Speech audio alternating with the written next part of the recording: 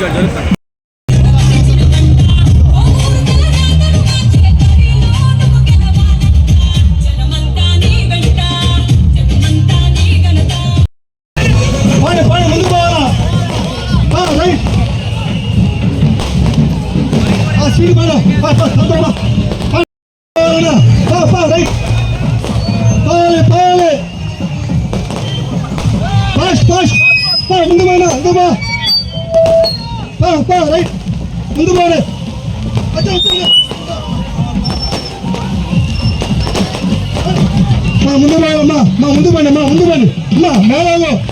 ముందు పోవాలి. హర్ష ముందు పంపించు.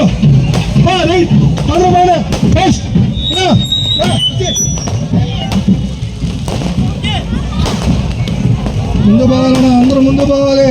ఎవరు ఆగబాకండి, అంటే ఫాస్ట్ పోవాలా.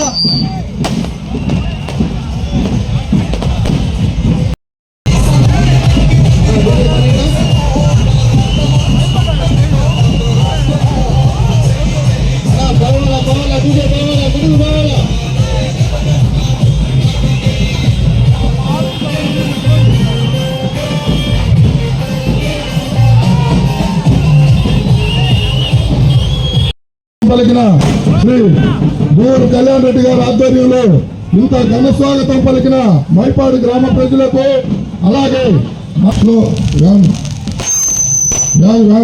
ఆగండి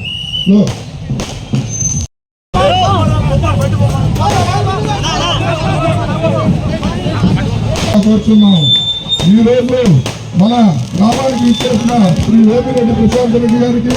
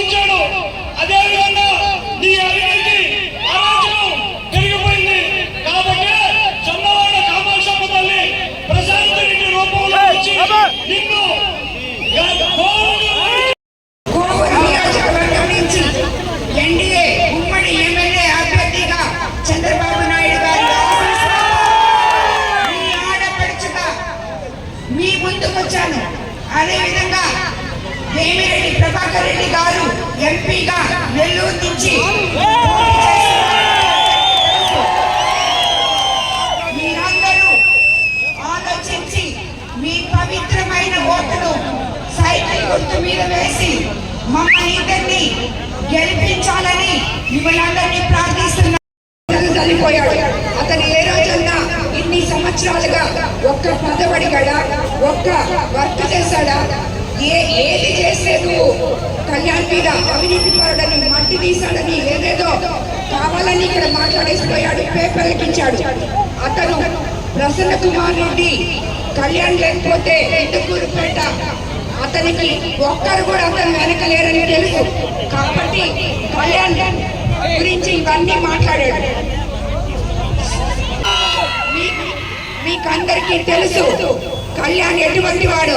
కాబట్టి మీరందరూ రేపు రాబోయే మే 13వ తేదీ ఈ ఇందుకూరుపేట మండలంలో ప్రసన్న కుమార్ రెడ్డి చేసిన అసత్య ప్రచారాలు, ఈ మండలంలో ఎంతమంది ఎన్ని ఊళ్ళ నుంచి పోయారో నాయకులు ప్రతి ఊరికి పోయి వాళ్ళందరినీ తిట్టి వాళ్ళని అవినీతి పనులుగా చిత్రీకరించి ఇష్టం వచ్చినట్టు మాట్లాడిపోయాడు.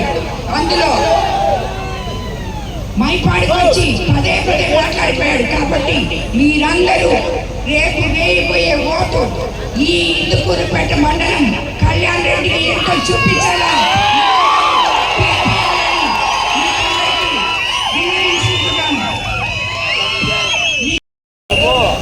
ప్రభాకర్ రెడ్డి గారు అంటే ఒక నమ్మకం. ప్రజలకు ఏదైనా చెప్తే చేస్తాడు అనే నమ్మకం ఉంది మీ అందరికీ.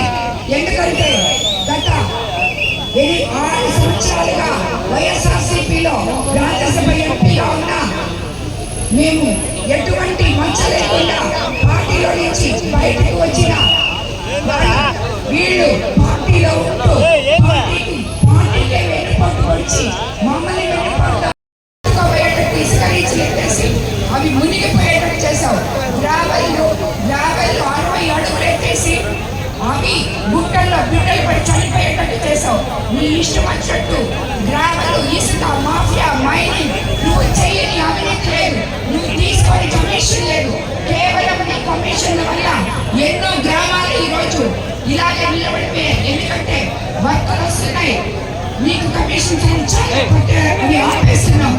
ఈ రకంగా నువ్వు కోవూరు నియోజకవర్గం మొత్తం అవినీతిమయం చేసి నీ ప్రవర్తన నచ్చని నాయకులు నాతో కలిసి ఈరోజు నడుస్తుంటే నీతి నిజాయితీతో ఉన్న నాయకులు నువ్వు వాళ్ళందరినీ అవినీతి పనులు అంటున్నావు. నువ్వేదో పెద్ద నీతి మంత్రులు అయినట్టు, నీతి నీకొక్కడికే తెలిసినట్టు, నువ్వు ఒక్కడే వెళ్ళిపోతావు కాదన్నట్టు ఎన్ని పార్టీలు మారాడు.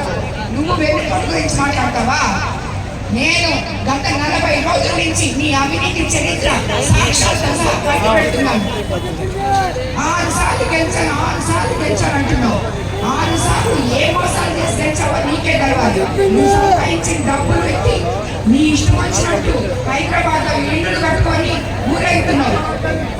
నువ్వు అవినీతి నేను చేయలేదు అని ఒక్కరోజు రాయకొస్తావు చెప్పు. చెప్పే కెపాసిటీ ఉందా నీకు? నేను గ్రావెల్ తప్పలేదు, ఇసుక తీసుకోలేదు అని మొత్తం అడిగిన వాళ్ళ మీద అంతా కేసులు పెట్టావు. ఒక్కొక్కరి మీద ఎస్సీ కేసులు పెట్టావు. ఈ రోజు కూడా ఓటు వేస్తే ఓటు కానీ మీరు తెలుగుదేశం పార్టీ చేస్తే మీ మీద కేసులు పెడతాను, నేను తర్వాత మీ అంతు చూస్తానని మాట్లాడుతున్నావు. ప్రజాస్వామ్యాన్ని పూర్తి చేయాలని చూస్తున్నావు. ప్రజలారా మీ అందరికీ చెప్తున్నా, నేను ఎవ్వరు కూడా ప్రజలకు భయపడాల్సిన అవసరం లేదు. ఓటు హక్కు మీ సొంతం, అది మీ భవిష్యత్తు, మీ నిర్ణయం.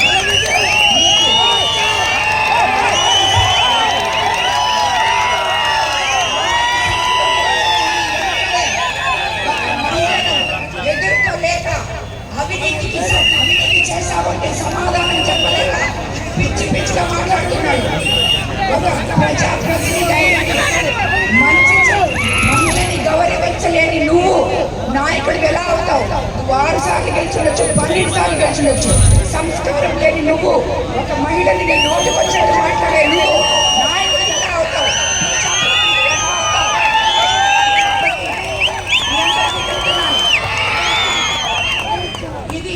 ఇది రాజకీయం కాదు. నాకు రాజకీయ ఓనమాలు రావని చెప్తున్నావు. ఏంటి రాజకీయం? నేను మీకోసం, మీ సేవ కోసం, మీలో ఒకదాన్నై, మీలో మమేకమై, నీకేం కావాలో తెలుసుకొని నీకు సేవ చేయడానికి వచ్చిన దాన్ని నేను కానీ ప్రభాకర్ రెడ్డి గారు కానీ. ప్రభాకర్ రెడ్డి గారు అంటే మీకు ఒక నమ్మకం. ఆయన సతీమణిగా నా మీద కూడా అదే నమ్మకంతో ఈరోజు నా ఎమ్మెల్యే టికెట్ అనౌన్స్ చేసినప్పటి నుంచి ఈ రోజు వరకు నాతో కలిసి నడవడానికి తండాలుగా ఊర్లే వైఎస్ఆర్సీపీ నుంచి తెలుగుదేశం వచ్చారే.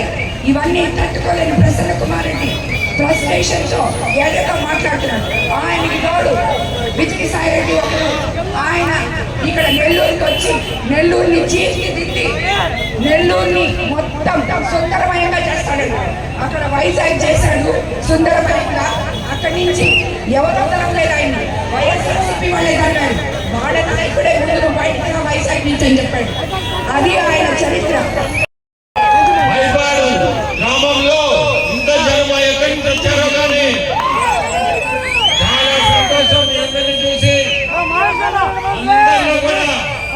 సంతోషం కనపడుతుంది. సంతోషం ఉండాల మనిషికి. అంటే మన ఆరోగ్యం బాగుండాలంటే మనం సంతోషంగా ఉండాలా. ఈరోజు మీ అందరికీ కళ్యాణ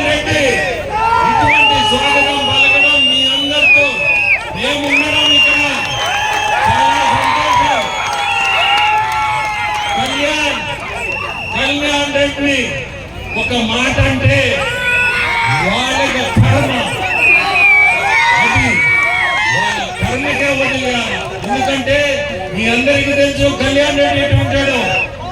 అతన్ని ఒక మాట అన్నారంటే ఆ శాపం వాళ్ళకే తగ్గుతుంది. ఎందుకంటే నీతివంతుడు, నిజాయితీ పరుడు, ఎక్కడ కూడా మనిషి మీ అందరికి నాకంటే మీ ఊరి ఈరోజు న్యాయం కోసం మాతో వచ్చాడు. న్యాయం కోసం వీళ్ళు చేసే అరాచకాలు పట్టుకోలేక ఈరోజు మాతో రావడం. ఈరోజు మీ అందరూ గుర్తుపెట్టుకోండి, మనం మీకు మాకు కూడా మా తమ్ముడుగా ఇటువంటి మంచి మనకి దొరకడు.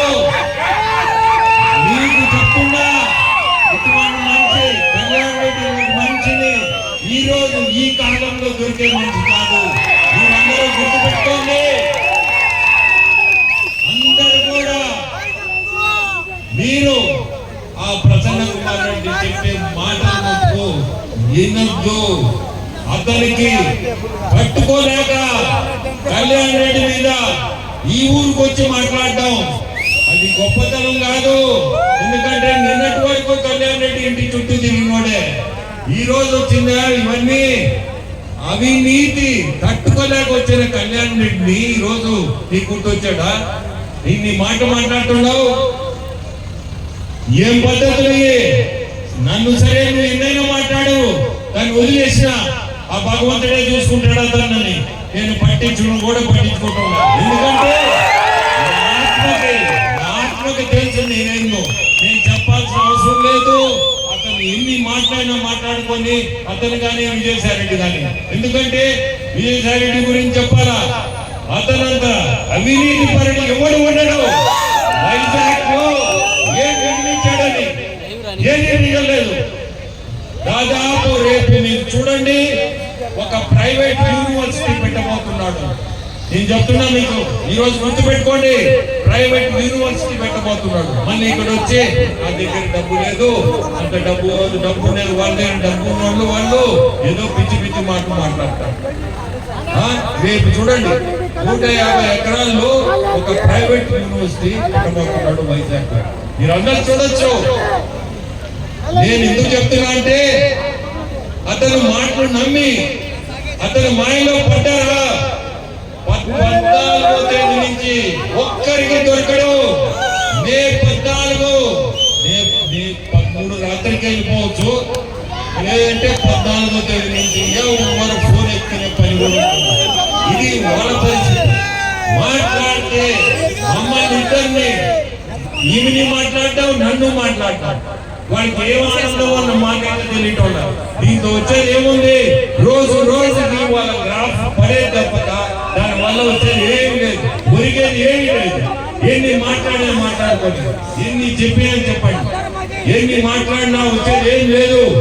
ఆ భగవంతుడికి తెలుసు ఎప్పుడు ముట్టుకే వేయాలో. Please subscribe my channel. Please subscribe my channel.